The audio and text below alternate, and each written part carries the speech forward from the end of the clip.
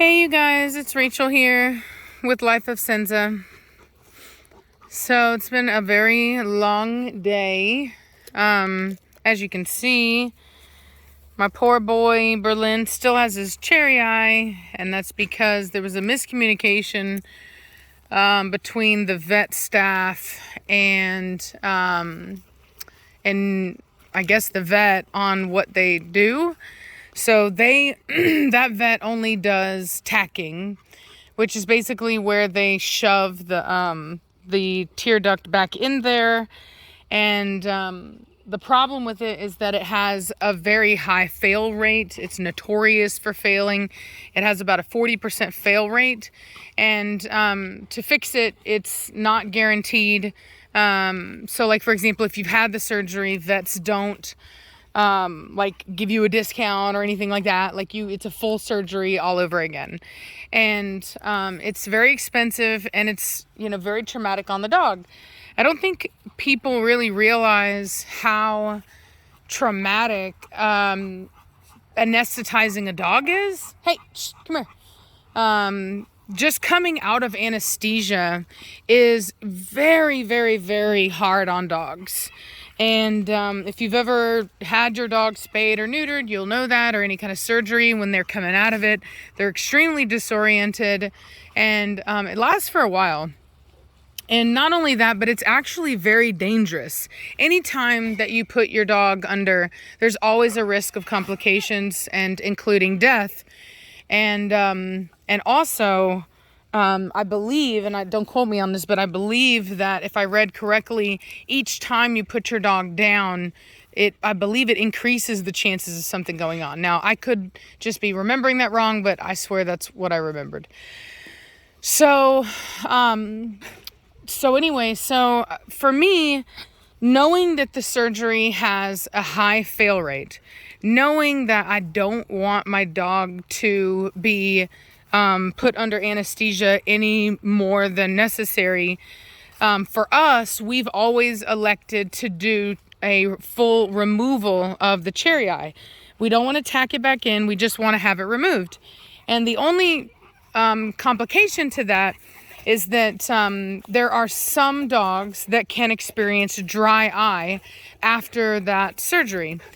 And the solution to dry eye is there's eye drops that the dog would take.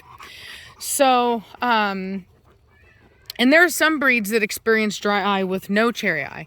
But nonetheless, we have not experienced that dry eye with cherry eye removal in our breed. Everyone that I've talked to, no one has ever seen it. And so it's not to say that there are not breeds where that's a problem, but in this particular breed, no one that I have seen or I've talked to has said that it's a problem.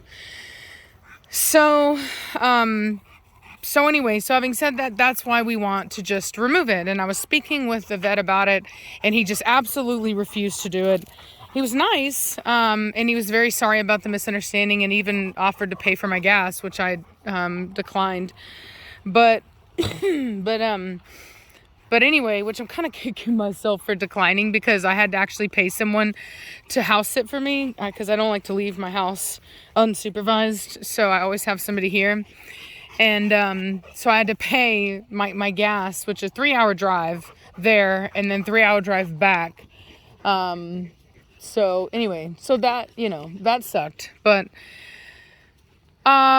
anyway, I found that there's another vet that I found that that potentially will do the full removal. I have a visit, and then we're gonna, like, a consultation, and then they're gonna let me know. But anyway, luckily there are still some vets that will remove it. It's just, for me, I guess what's frustrating is that it seems like it's another situation where poor Blondie. I can't show you guys this, but basically she ate some grass and she can't get it out of her butt. Oh, God, poor dog. Poor dog. It's just crazy. It's just grass. Oh, poor dog. She's so ashamed. Poor baby. Just roll it out, baby girl. I wish I could help you.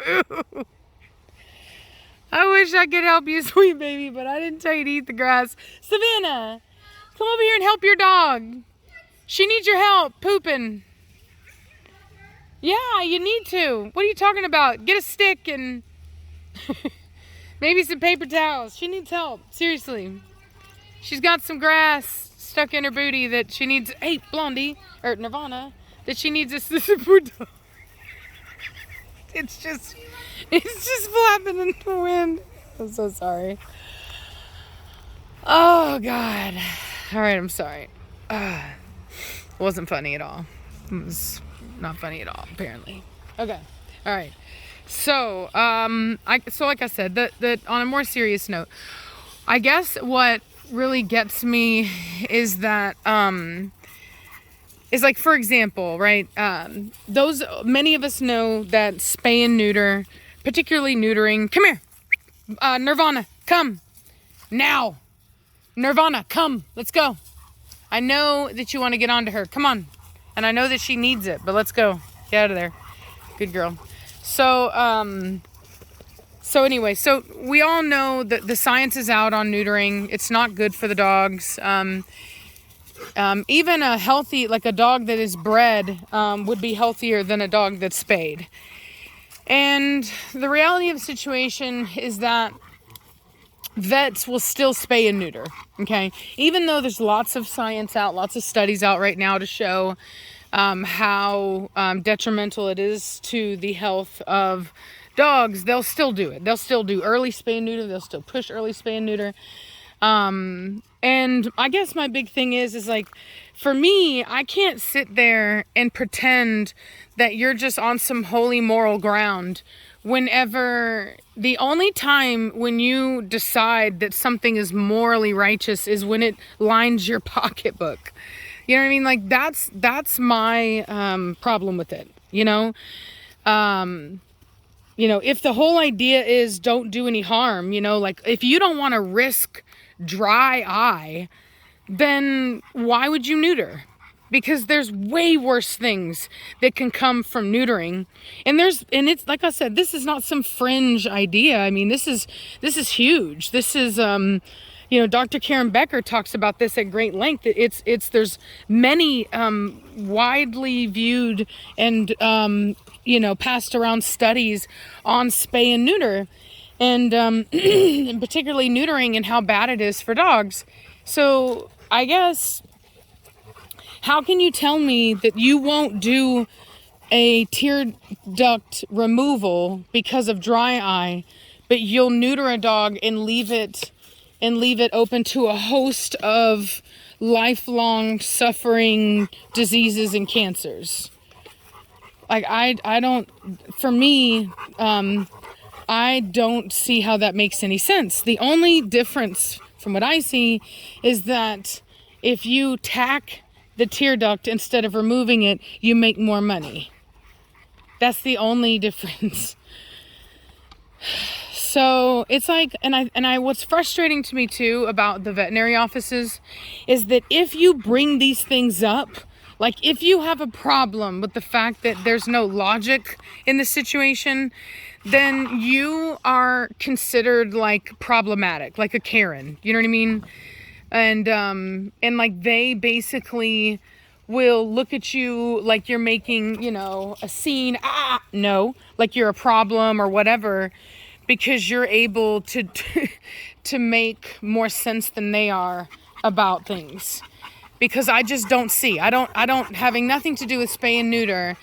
Literally, why is dry eye worse than putting a dog under anesthesia again, which literally has the risk of death? And the only risk to dry eye is eye drops. It's just crazy to me. So I drove there. I woke up at 4:00 in the morning to make sure that I was able to get to this place that's 3 hours away from me by 8:00 in the morning. So I wake up at 4:00 in the morning, quit.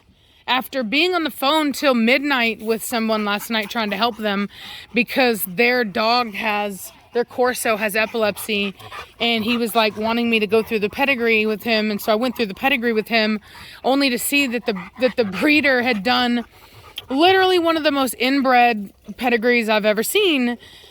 There's only one that I think would even come close to it, and that's like these dogs they all died of like heart disease really fast.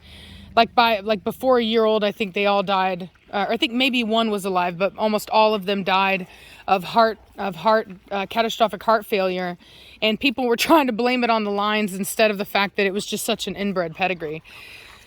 And so I basically had to tell the guy, look, unfortunately, this is not this, the dog is so inbred. There's no way to even consider any other factors like pedigree or this or that. Because he told me he had called some people, and some people were trying to point fingers at dogs that were in the pedigree. And it's like, no, you don't.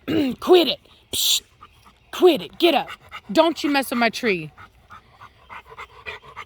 Go, Don. Move. Go away from my tree. Now, go. Go.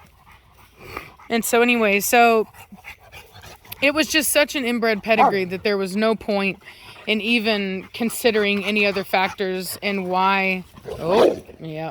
And she gets a heavier correction because she's not been listening. And Nirvana came to me for approval on that to make sure that I was okay with it. I like that. It's much better response. It's more even correction than I'm used to her doing. I like that. I like that a lot. That's good. It's good. So anyway, I'm gonna let y'all go. I hope y'all are having a good day, and I will talk at you later. Bye.